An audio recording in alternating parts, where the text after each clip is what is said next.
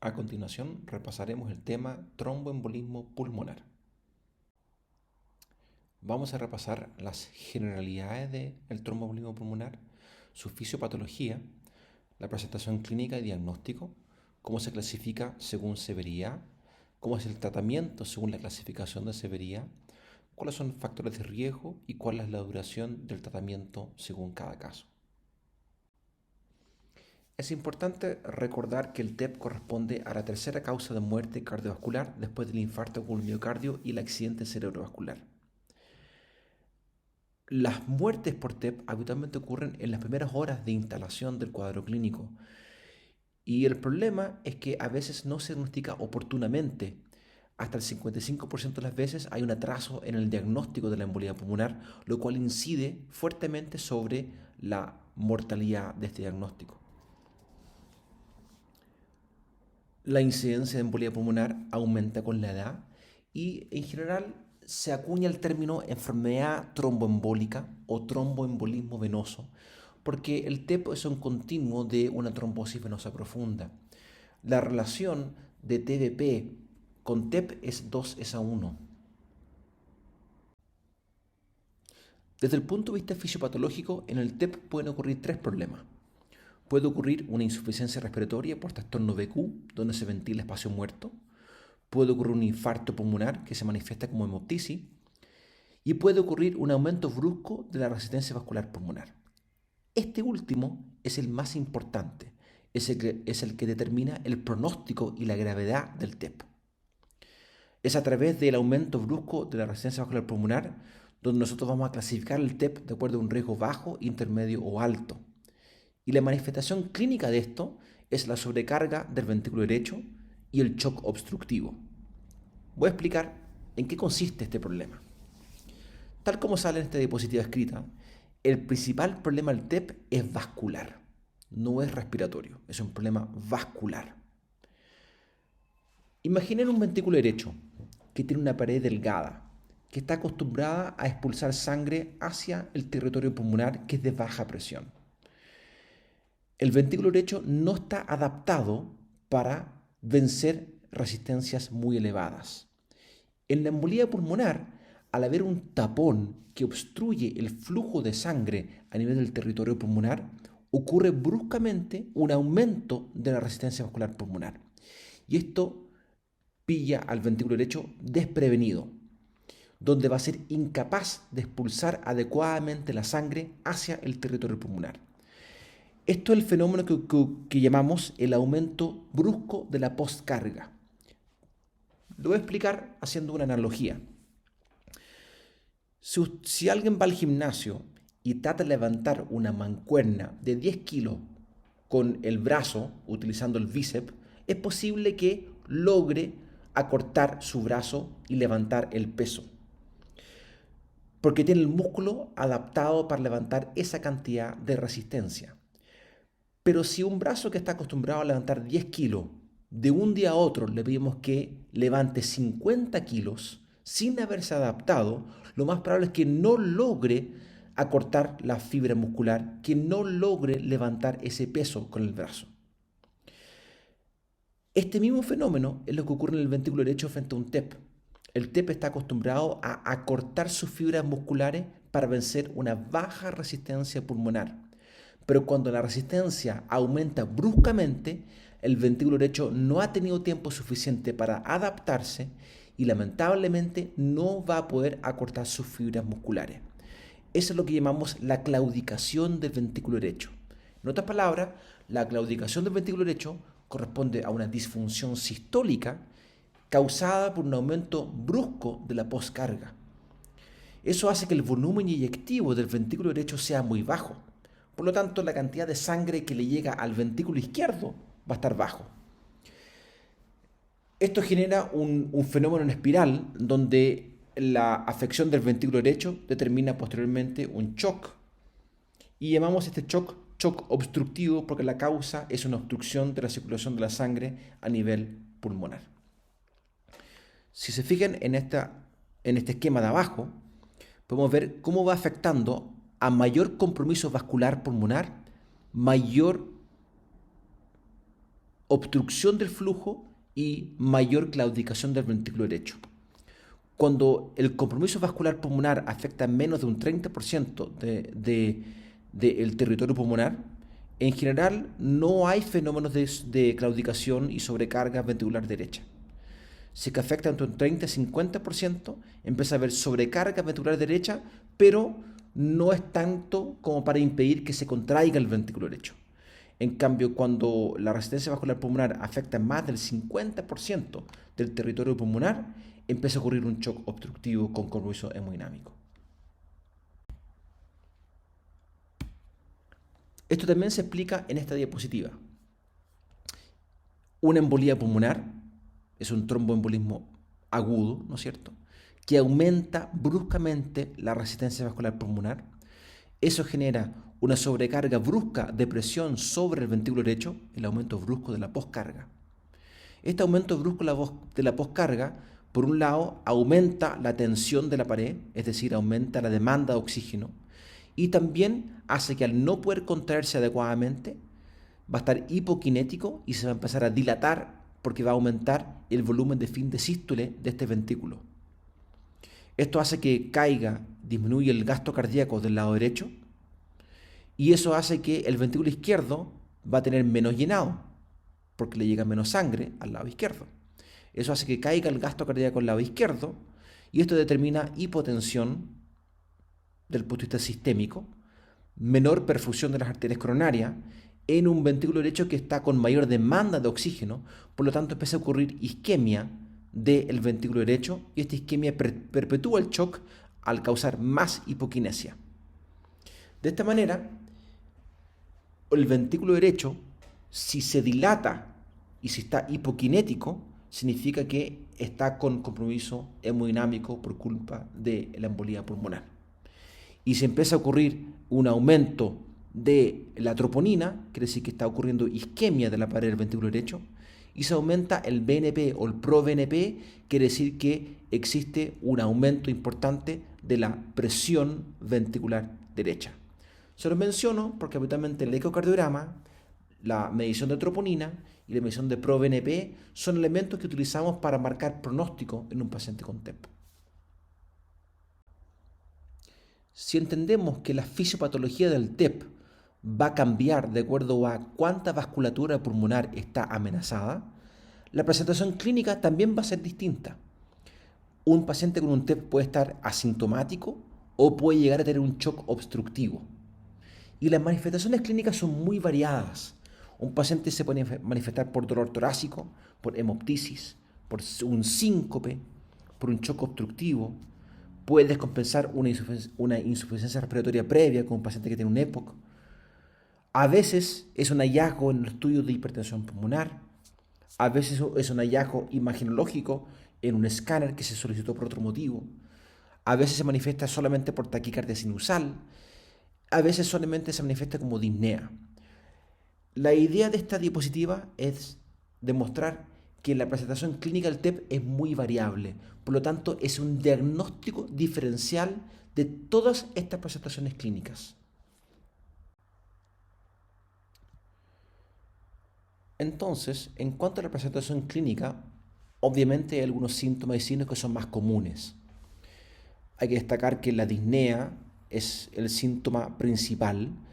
A veces el paciente presenta tos, un dolor pleurítico con tope inspiratorio, hemoptisis, y rara vez se presenta como síncope. Y si se presenta un TEP como síncope es porque está causando un shock obstructivo. Esto es de mal pronóstico. En cuanto a los signos, es común la taquipnea, no es tan frecuente la taquicardia, ¿ya? Fiebre a veces ocurre por infarto pulmonar, y también pueden haber hallazgos al examen físico sugerentes de hipertensión pulmonar, como ventrículo derecho palpable, un soplo de insuficiencia tricuspidia, el segundo ruido pulmonar acentuado, y solo en el 15% de los casos se encuentran signos de trombosis venosa profunda al examen físico. Como la presentación clínica es variable y el TEP puede ser un diagnóstico diferencial de un dolor torácico en la urgencia, de disnea en la urgencia, de tos en la urgencia, de dolor pleurítico en la urgencia, en realidad puede imitar muchos cuadros clínicos.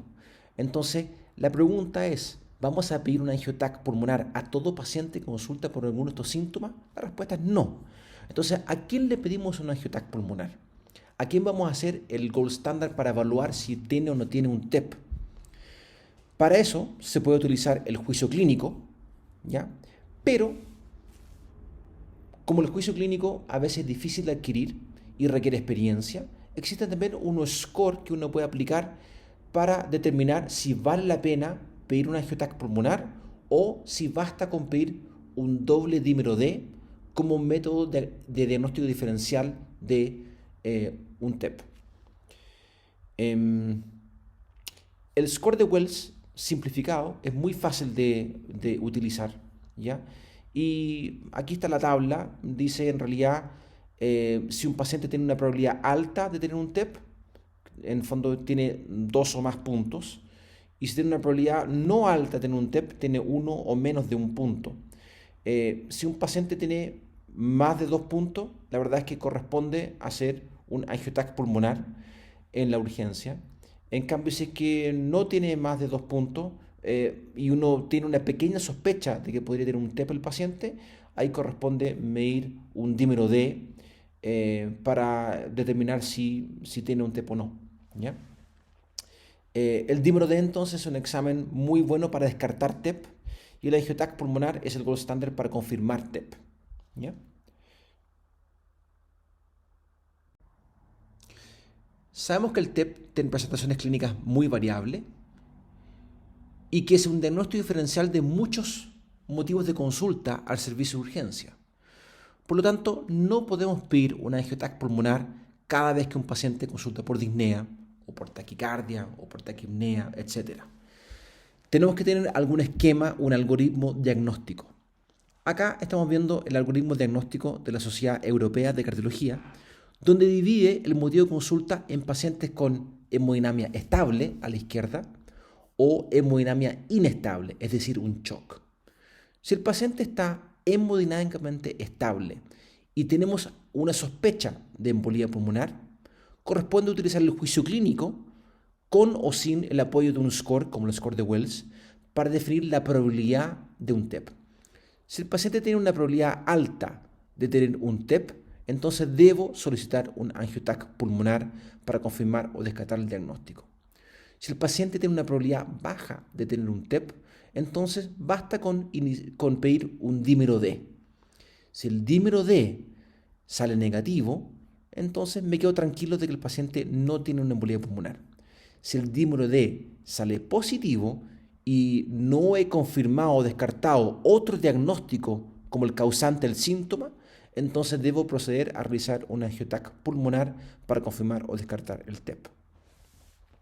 El problema ocurre cuando el paciente tiene un shock, porque si está inestable desde el punto de vista hemodinámico, es poco probable que logre llevar al paciente a hacerse un escáner. Si el paciente no está en condiciones de hacerse un escáner, lo ideal es realizar un ecocardiograma en el mismo servicio de urgencia. ¿Buscando qué? Buscando la presencia de disfunción del ventrículo derecho.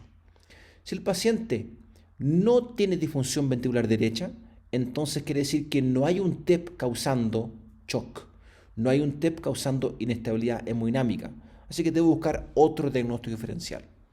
En cambio, si es que hay disfunción del ventrículo derecho, siempre lo ideal es tratar de hacer el escáner. Si es que puedo hacer un escáner, mejor, pero si no estoy en condiciones de hacer un escáner y solamente pude hacer un ecocardiograma que demostraba que hay disfunción ventricular derecha, bueno, debería manejar el paciente con un TEP de alto riesgo, es decir, ese paciente va a requerir trombolisis en la misma urgencia.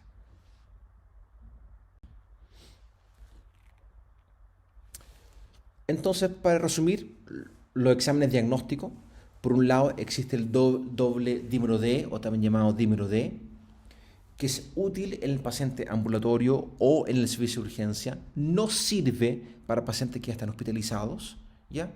Y tiene un buen valor predictivo negativo, es decir, si un paciente tiene un doble dímero D negativo, la probabilidad de que tenga un TEP es baja.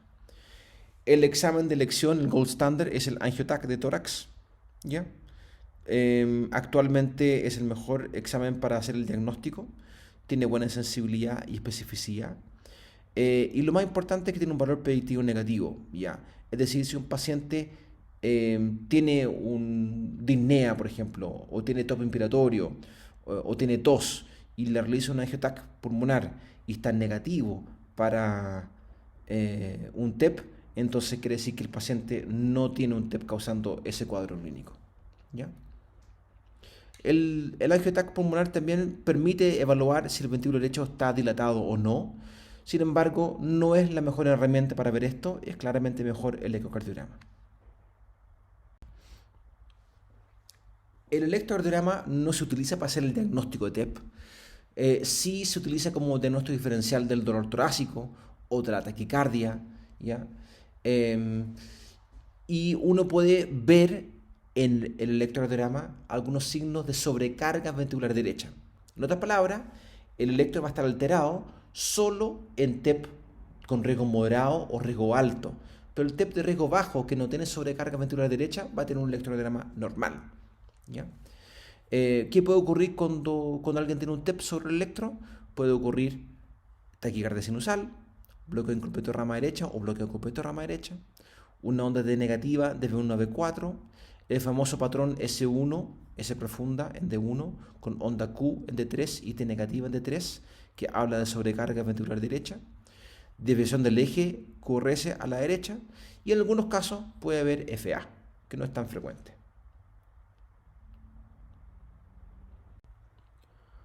Una vez confirmado el diagnóstico del TEP con un angiotac, es importante clasificar el TEP de acuerdo a su severidad. El TEP se clasifica en riesgo bajo, intermedio y alto. Y para clasificarlo utilizamos estos elementos. Algunos elementos clínicos, biomarcadores, el angiotac también da información y el ecocardiograma, ¿ya? Desde el punto de vista clínico, si el TEP se presenta como un paro cardiorrespiratorio, o se presenta con hipotensión y shock, o se presenta como un síncope, inmediatamente lo vamos a clasificar de alto riesgo, porque está causando un shock obstructivo, compromiso hemodinámico. Hay un score clínico que también predice la severidad, que vamos a ver cuál es, el PESI.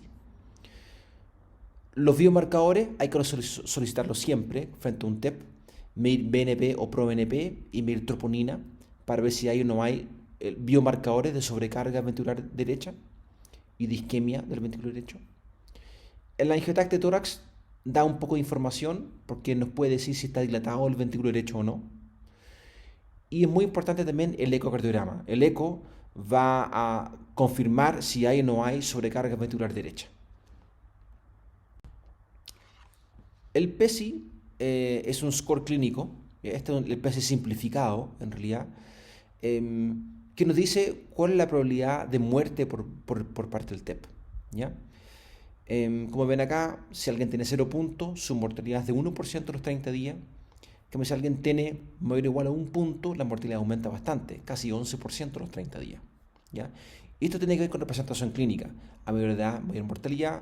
Si es por un cáncer, mayor mortalidad. Si hay enfermedad cardiopulmonar crónica, mayor mortalidad. Si el paciente se presenta con taquicardia o hipotensión o desaturación, mayor mortalidad.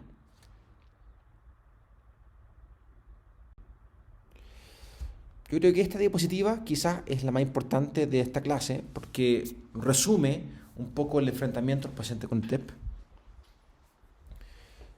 Acá vamos a clasificar un paciente con bajo riesgo, riesgo intermedio o riesgo alto, ¿ya? El riesgo intermedio es el paciente que tiene compromiso del ventrículo derecho pero no tiene shock. En cambio, el riesgo alto es el que tiene compromiso hemodinámico, o sea, el que se presentó como un shock, un paro cardiorrespiratorio o como hipotensión, ¿ya? Así que, desde el punto de vista de la presentación clínica, el paciente de bajo riesgo tiene un score PESI de habitualmente 0 puntos. El de riesgo intermedio tiene mayor o igual a 1 punto en general. Y el de riesgo alto, en realidad, es el que se presenta con un shock, ¿ya? En cuanto a los biomarcadores, el de bajo riesgo, los negativos, riesgo intermedio positivo y el riesgo alto, por supuesto, tan positivo. El angiotac pulmonar, el de bajo riesgo, es el que tiene el ventrículo derecho de tamaño normal. El de riesgo intermedio podría salir dilatado en el angiotac. Y el de riesgo alto, si uno lo hizo, si se logró hacer un angiotac, va a estar dilatado el ventrículo derecho. Como le dije antes, el ecocardiograma quizás es el examen más importante. El ecocardiograma, el paciente de bajo riesgo no encuentra sobrecarga del ventrículo derecho. El de riesgo intermedio hay signos de sobrecarga, es decir, el ventrículo derecho está dilatado, con algún grado de disfunción. Y el de riesgo alto, el paciente, por supuesto, va a tener signos de sobrecarga ventricular derecho. ¿Ya? El paciente que tiene un riesgo bajo, ¿ya?, se puede utilizar en MQ y también podría haber un manejo ambulatorio. El problema del manejo ambulatorio es que requiere un seguimiento estricto y en realidad en Chile, al menos el sistema público, no tiene esto montado, así que todo paciente con un TEP se hospitaliza. ¿Ya? El paciente que tiene un riesgo intermedio se hospitaliza en la UTI, en unidad de intermedio. ¿Ya? Porque este paciente, si bien es cierto, todavía no tiene compromiso hemodinámico, podría rápidamente mejorar o podría empeorar este paciente. Así que es importante que el paciente ingrese a intermedio por lo menos por 24 horas. Y el paciente que tiene un riesgo alto, por supuesto, va a entrar a la UCI porque está choqueado. El paciente de bajo riesgo, uno comienza tratamiento anticoagulante inmediatamente, riesgo intermedio también, riesgo alto también. Todos parten con terapia anticoagulante. Vamos a ver algunas diferencias de con qué anticoagulante, pero todos parten terapia anticoagulante. En cambio, terapia de reperfusión, es decir, trombolisis, el paciente de bajo riesgo no requiere. El paciente de riesgo intermedio a veces se indica. El paciente de alto riesgo siempre se indica, porque si no se indica el trombolítico, el paciente se va a morir. Veamos el tratamiento de un paciente con TEP de bajo riesgo. Estos pacientes ingresan a alguna unidad básica, están hospitalizados en general por 24 a 48 horas y después son dados de alta. Se inicia desde el primer momento terapia anticoagulante oral con un anticoagulante no dependiente de vitamina K. Si por algún motivo el paciente no puede recibir un fármaco oral, se puede utilizar heparina de bajo peso molecular, como enoxaparina, con inyecciones subcutáneas. Y en los pacientes que tengan alguna contraindicación para recibir un NOAC, se utiliza un antagonista de vitamina K, como warfarina o azenocomarol. ¿Ya? ¿En qué paciente? Alguien con clearance de creatinina bajo durante el embarazo y en síndrome de antifosfolipio. Pero lo ideal es utilizar un NOAC. ¿Ya? ¿Cómo se utilizan los NOAC para un TEP? Bueno, recuerden que tenemos rivaroxaban, apixaban, dabigatran y en Chile todavía no ha llegado el edoxaban. ¿Ya? Ahí está la manera de utilizarlo en cuanto a las dosis. ¿Ya? Habitualmente para el tratamiento con TEP se utiliza un periodo de carga con una dosis más alta y después se continúa con una dosis más baja, al menos por 3 meses. ¿Ya?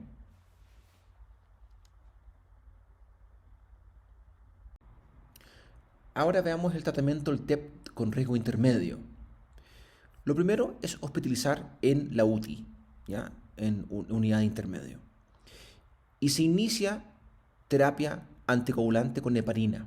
Lo ideal es iniciar heparina no fraccionada si se está considerando eventualmente realizar alguna intervención adicional, como puede ser aplicar un trombolítico. En cambio, si yo definí que no voy a realizar alguna intervención adicional, puedo partir heparina de bajo peso molecular. ¿Ya? Una vez que el paciente está estable, pasamos a un NOAC. ¿Ya? ¿Cuándo definimos que está estable? Bueno, como este es un TEP con riesgo intermedio, donde hay disfunción ventricular derecha, el ventrículo derecho está dilatado y disfuncionante, si es que en un control a las 24 o 48 horas vemos que mejoró el ventrículo derecho, quiere decir que clínicamente el paciente está mejorando y podemos pasar de heparina a un NOAC. ¿Ya? Hay que considerar en algunos casos de TEP con riesgo intermedio que el paciente podría ir a una terapia de reperfusión, es decir, trombolisis. ¿Ya? ¿Cuál es el beneficio de aplicar trombolítico en un paciente con riesgo intermedio? Que se recupera precozmente el paciente, mejora el estado hemodinámico del ventrículo derecho precozmente, reduce el riesgo de quedar con hipertensión pulmonar crónica, pero hay asociado a esto un riesgo de mayor hemorragia. Así que no se considera para todos los pacientes, sino que en algunos casos vamos a considerar aplicar un trombolítico a un paciente con un TEP de riesgo intermedio. ¿Y tal cómo sale acá? Bueno, ¿cuándo vamos a considerar el trombolítico? Por un lado, si vemos que estamos con terapia anticoagulante con heparina y no mejora clínicamente, es decir, con los controles sucesivos ecográficos continúa habiendo disfunción ventricular derecha con dilatación del ventrículo derecho. Quiere decir que nuestra terapia anticoagulante está fracasando.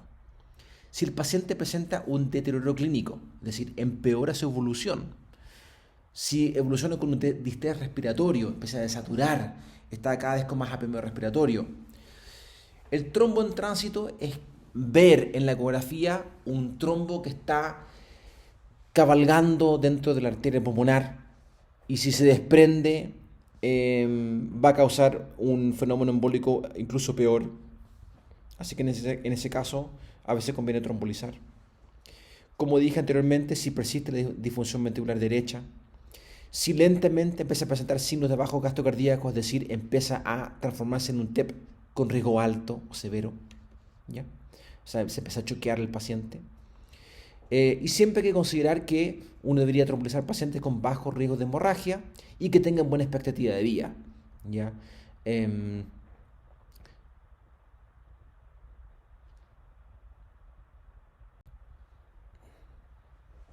Y en cuanto al TEP de alto riesgo, por supuesto, esto es un paciente que está choqueado o que tuvo un paro cardíaco o que tuvo un síncope, así que hay que utilizarlo en la UCI.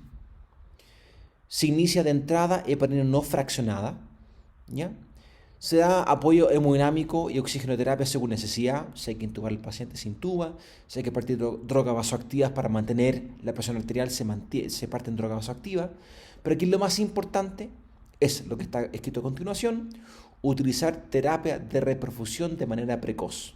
Acá el paciente tiene un shock obstructivo y va a continuar choqueado mientras mantenga la obstrucción. Así que hay que recanalizar el árbol pulmonar. ¿Y eso cómo se hace? Con trombolisis sistémica. Lo ideal es la trombolisis sistémica. Se usa alteplase, 100 miligramos a pasar en 2 horas. Ahora, existen otras alternativas, pero que no son el gold standard. El gold standard es la trombolisis sistémica. Las alternativas son pasar el 50% de la dosis en un paciente con alto riesgo de hemorragia, ¿ya? Esto no está comprobado si realmente es útil, pero si el paciente se está muriendo y tiene un alto riesgo de hemorragia, por ejemplo, un paciente que está recién postoperado y que es un TEP de alto riesgo, en realidad va a sangrar, así que uno dice, bueno, en realidad uno quizás debería evitar el trombolítico, pero si se está muriendo el paciente o está choqueado, una alternativa es aplicar la mitad de la dosis. Otra alternativa es hacer lo que se llama terapia guiada por catéter. Esto se hace en pabellón de hemodinamia, en donde el hemodinamista introduce un catéter a la arteria pulmonar y libera en situ trombolítico en dosis más bajas, o incluso se puede hacer una trombectomía mecánica, ¿ya? Así que estas dos alternativas son las que se utilizan cuando un paciente tiene alto riesgo de hemorragia, pero está cursando con un shock obstructivo, ¿ya? Si por algún motivo fracasa la terapia de reperfusión, que esto puede ocurrir, a veces el trombo no logra en fondo disolverse y mantiene el estado de shock, hay dos alternativas más para evitar la muerte. Una es una cirugía cardíaca, donde el cirujano cardíaco abre la arteria pulmonar y retira el trombo. Esto solamente se puede hacer si es que el trombo está en las ramas principales de la arteria pulmonar y es de alto riesgo quirúrgico, por supuesto. Es un salvataje esto lo que se hace. Y lo otro que se puede hacer es colocar al paciente en asistencia ventricular, tipo ECMO, para, en fondo, mantener una buena oxigenación y perfusión del organismo en espera de hacer una trombolisis guiada por catéter.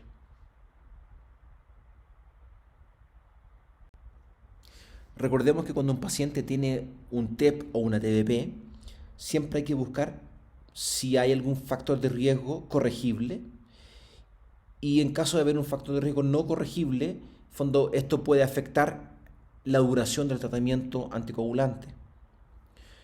No voy a leer la lista, como ven acá hay factores de riesgo que son más importantes que otros, pero a la larga hay que indagar sobre todas estas condiciones para ver si es que existe algo que uno puede corregir para evitar un siguiente TEP.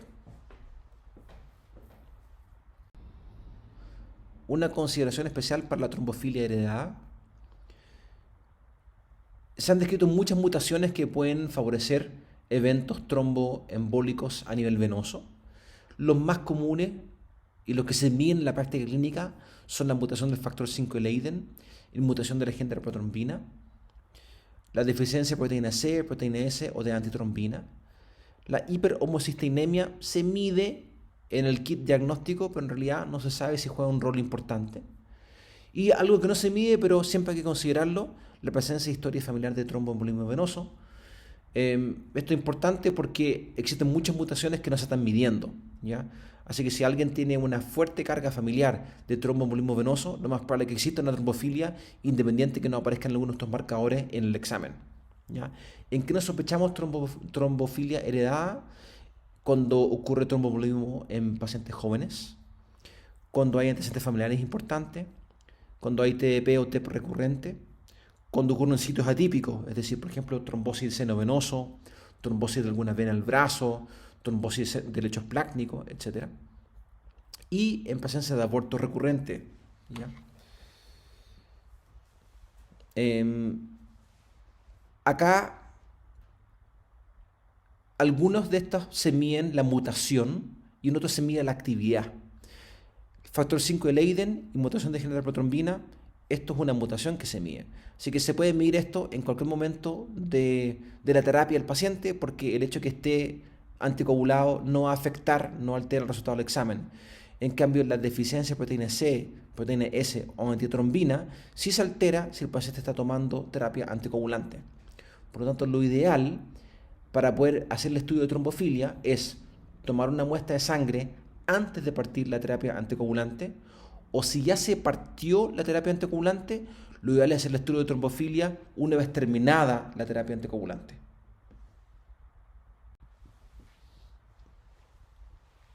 Y en cuanto a la duración del tratamiento, bueno, el objetivo del tratamiento anticoagulante es favorecer la recanalización al tratar el trombo original, evitar recurrencia a mediano plazo y en algunos pacientes evitar recurrencia a largo plazo. Lo mínimo que se trata un TEP es por 3 meses, ¿ya? Es lo mínimo, ¿ya? Pero muchas veces se extiende, ¿ya? ¿Y de qué depende la duración del tratamiento? Bueno, depende de, como sale acá, si el tromboembolismo venoso fue provocado, es decir, sabemos que hay una causa y esa causa se corrigió, en realidad el riesgo de recurrencia es baja.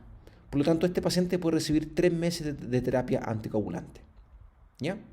TEP provocado y que se corrigió la causa que lo provocó. Un ejemplo de esto es inmovilización prolongada por una fractura en una pierna. Y en ese contexto tuvo el TEP. Bueno, si ahora ya no tiene la fractura, si ahora se está movilizando el paciente, bueno, ya no tiene el riesgo, así que solamente requiere 3 meses de terapia anticoagulante. El tromboembolismo venoso no provocado o cuando la condición es persistente, en realidad tiene mayor riesgo de recurrencia. La recurrencia es de un 10% al año, ¿ya? Por lo tanto, en estas condiciones la terapia es indefinida. Uno debería mantenerla, ¿ya? Se mantiene hasta que la condición ya no persista o si el paciente tiene muchos riesgos de hemorragia, ¿ya? Si hay riesgos de hemorragia, en el fondo uno debería definir una duración de tratamiento, pero si el riesgo de hemorragia es bajo, lo ideal es mantenerlo de forma indefinida, ¿ya?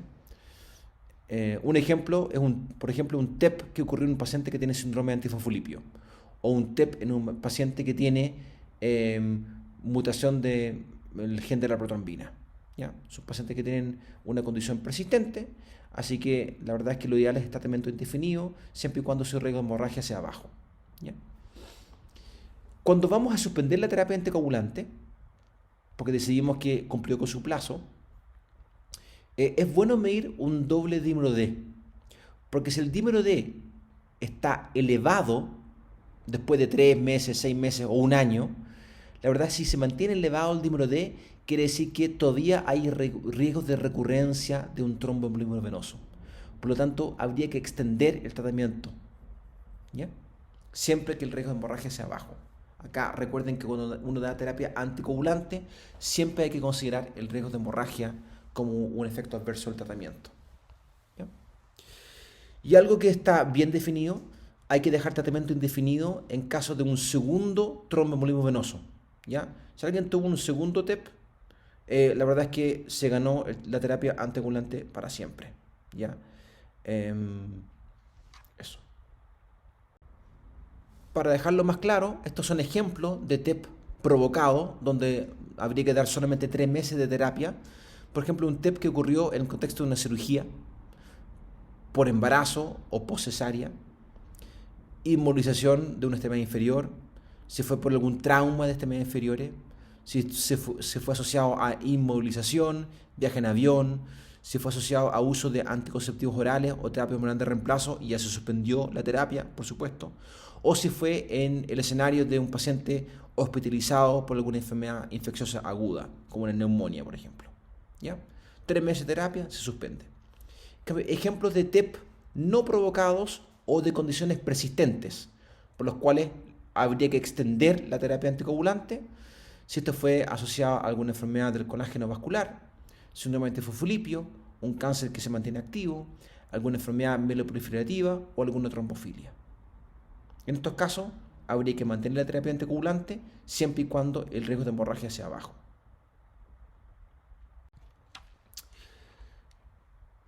Solamente quiero recalcar en esta diapositiva, esto fue lo que vimos en esta clase, y quiero recalcar que es muy importante la clasificación de severidad a través de criterios clínicos, biomarcadores como troponina, proBNP y un ecocardiograma, porque hay que clasificar al paciente con bajo riesgo, riesgo intermedio o riesgo alto, y de acuerdo a eso vamos a definir dónde se hospitaliza y cómo lo vamos a tratar.